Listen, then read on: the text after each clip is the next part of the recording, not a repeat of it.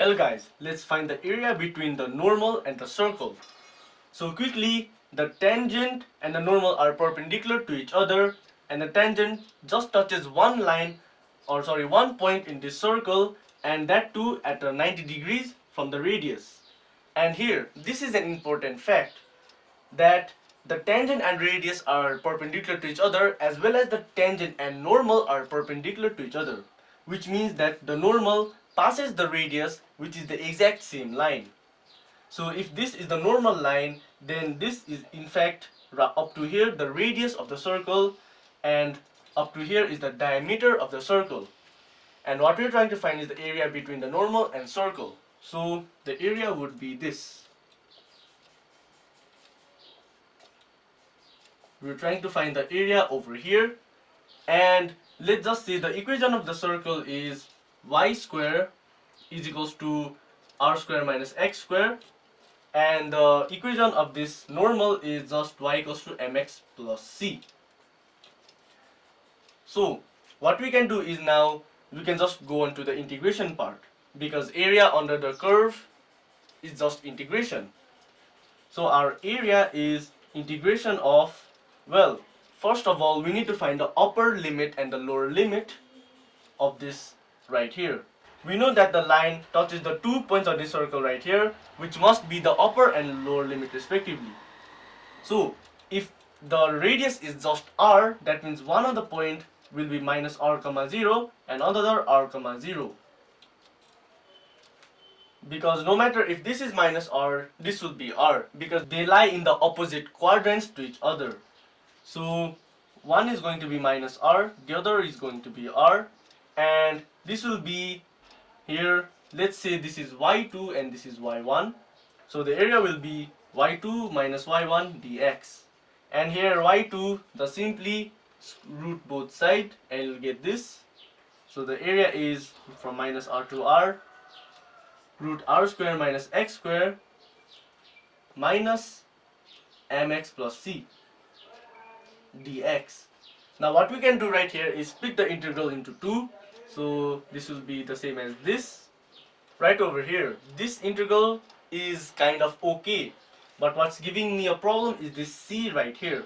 So let's find a value for that. Now what I can do is, I can see that this is the normal of the circle, and perpendicular to the normal is the tangent, and I can easily find the tangent to the circle because it's just the derivative, it's just dy by dx.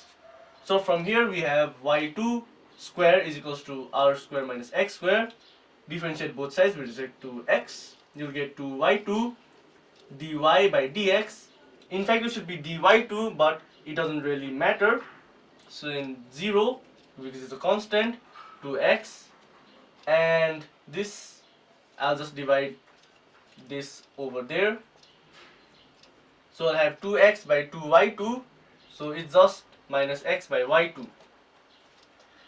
Now the slope, it doesn't really care about this x and y2 at the moment, so you can just represent it as minus x by y, which is the general slope of the circle, and only at a given point you can write x1 by y1, x2 by y2, and so on.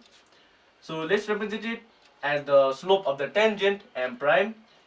So that means the slope of the normal will be m, which is equals to minus 1 by m prime, the perpendicular slope, and this will be quickly minus 1 by x by y minus x by y minus minus, and m is equals to y by x.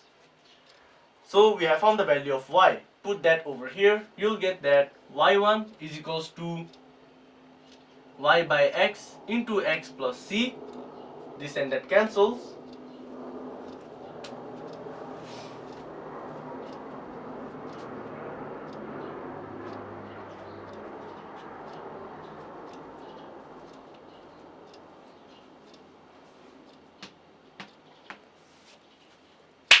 And right over here, this y is equals to y1, because we're talking about the normal at the given points, which is just y1. Y1 cancels, and we find that c is equals to 0.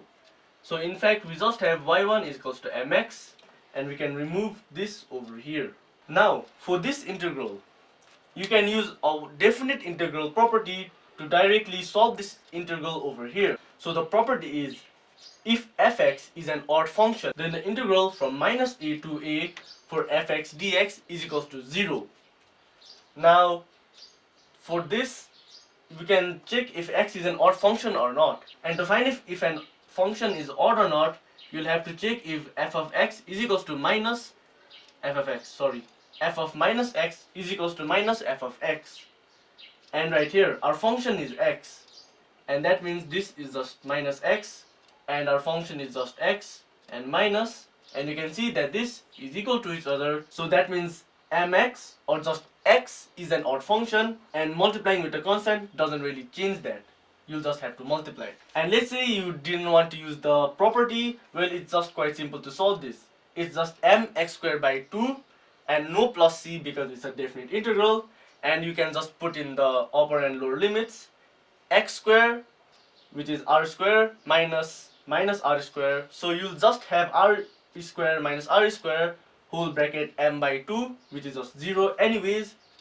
So that means you only have to deal with this integral over here, r squared minus x squared dx, and this is just minus 0. So let's solve this integral over here, and I'm going to write it over there. So to solve these types of integrals, you'll generally have to do some trigonometric substitutions. And in our case, if you have a form of r squared minus x squared, you want to let x be in terms of r and sine or cos. And let's just do sine because it's much easier and you'll get the same answer anyways. So let's let x equals to r sine theta. Now let's convert dx into the form of d theta. So differentiate both sides. You get dx is equals to r cos theta d theta. And that means that dx, oh, we already found it. And here, one thing though, we see that x goes from minus r to r, and we have to see where theta comes from and goes to. So right here we have sine theta is equals to x by r, which is just theta is equals to sine inverse of x by r. Now when x is equals to minus r, so this will be sine inverse of minus 1, which is just minus pi by 2. And this is the lower limit when x equals to minus r. And when x equals to r, we'll have sine inverse r by r. So the sine inverse 1, which is in fact just pi by 2. So nicely we have this integral going from theta is equals to minus pi by 2 to theta is equals to pi by 2. And this is of square root r square minus, put in the value, r sine theta whole square into r cos theta d theta. Now in the next step, I would just like to solve this under the root right here, and I'll just do this on the side.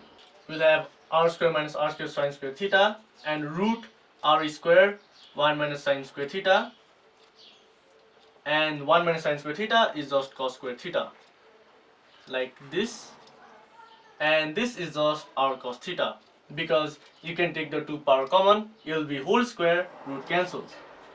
So in fact, we'll just have r cos theta into r cos theta, and I've also written it in the next step. So this is just r square cos square theta. Now we can remove this r square, or sorry, put that outside I meant. So this is this, and we'll have to integrate cos square theta. Now to integrate sine square theta and cos square theta, you'll have to put them as their multiple angle formula. So sine 2 theta really doesn't work, but cos 2 theta does. So 1 plus cos 2 theta is equals to 2 cos square theta. And here we just want cos square theta, so this 2 we can just divide. And in fact, I like to also solve this integral right here, but let me just put it down. So I'll have 1 plus cos 2 theta by 2, but I can put that outside. Now we're trying to solve for 1 plus cos 2 theta d theta. And like before, we can also split these integrals into 2. So it will be the integration of minus pi by 2,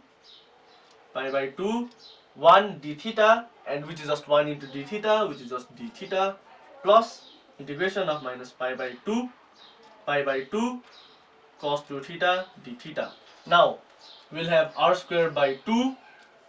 Now this is just theta, which goes from pi by 2 minus pi by 2 plus cos 2 theta integration is just sine 2 theta by 2, and this is pi by 2 minus pi by 2. So we'll just have to solve for this. Now here we'll have pi by 2 minus pi by 2, which is just pi by 2 plus pi by 2, which is just pi. Or you can again use another definite integral property. Over here d theta is an even function, and when it goes from minus a to a, the integration will simply be 2a. And now for sine 2 theta.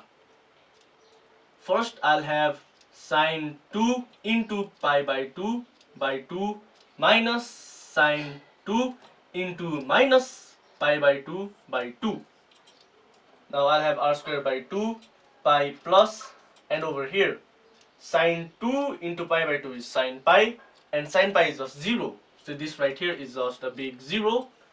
And right here we'll have sine minus pi, and again sine minus pi is also 0. So in fact we'll just have pi r square by 2.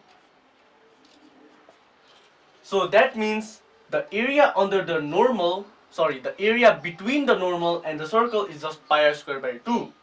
And here pi r square is the whole area of the circle. When you divide by 2, it's just the area of the semicircle, and which is true. We can verify that as over here. Let me quickly draw it. As you can see, this normal passes the radius. That means at the 2 points it is in fact the diameter, and the diameter is simply cutting the circle into 2 equal parts, 2 equal semicircles, which will obviously have the area half of that of the circle.